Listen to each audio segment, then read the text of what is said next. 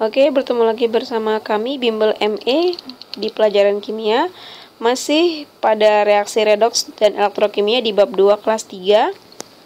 Selanjutnya, kami akan membahas tentang bagian elektrokimia. Yang pertama yaitu sel volta, di mana sel volta merupakan suatu sel yang memiliki reaksi redoks yang dapat menghasilkan arus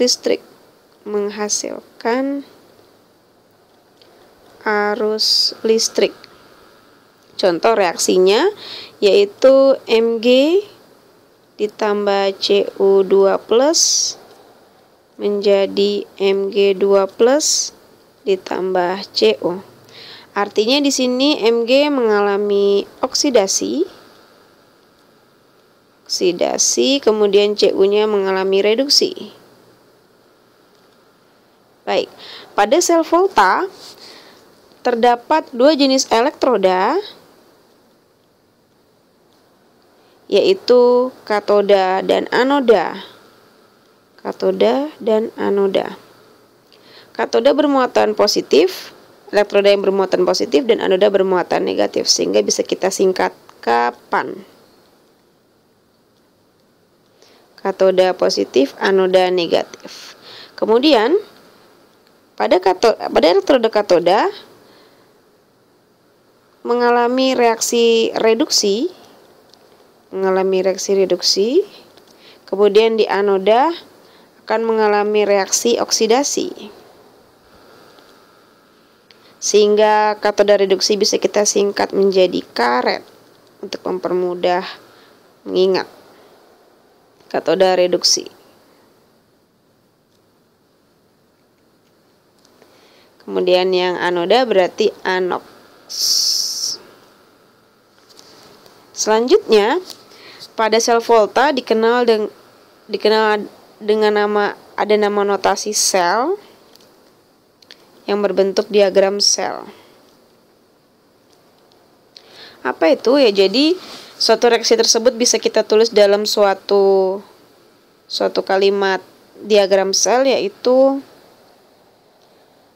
dimulai dengan oksidasi, garis 2 reduksi. Oksidasi pada reaksi A berarti yang mengalami oksidasi adalah Mg-nya.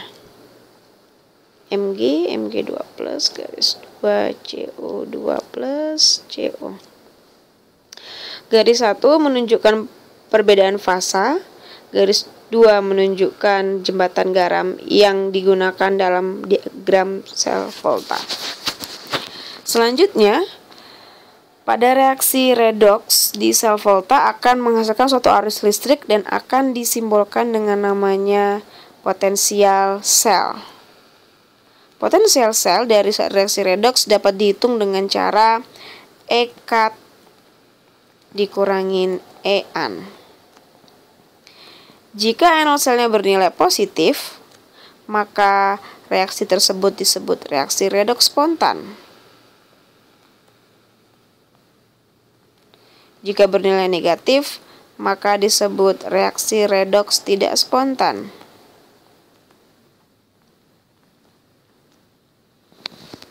Oke.